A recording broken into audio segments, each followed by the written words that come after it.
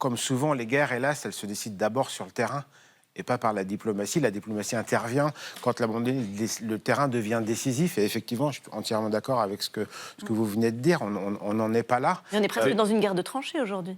Oui, oui, absolument. C'est même différent, à vrai dire, parce que ce qu'on appelle les kill zones, les zones de meurtre, sont en fait des zones qui sont très très larges, qui peuvent faire 10-20 km de long, complètement saturées de drones, et qui sont des lieux où un être vivant ne peut pas survivre plus de 5 minutes en réalité. Justement, le front ne bouge pas ou ne bouge quasiment pas, mais la population civile ukrainienne et le pays, l'Ukraine, jusqu'où ce pays peut-il tenir?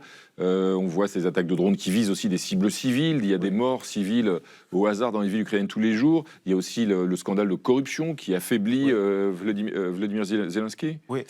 Ça l'affaiblit, mais pas tant que ça, à vrai dire. Il est important, mais il est aussi pris au sérieux par la société. Il va le payer un jour, le jour où L'Ukraine il y peut aura la encore paix. tenir longtemps, en tout cas, d'après vous.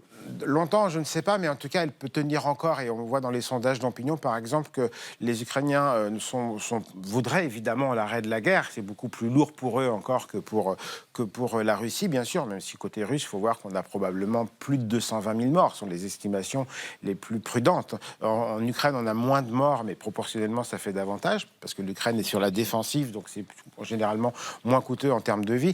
Mais les Ukrainiens ne sont pas prêts à tout lâcher. Ils veulent bien penser, on peut dire que Zelensky a un mandat pour éventuellement négocier, mais pas au prix de la souveraineté du pays.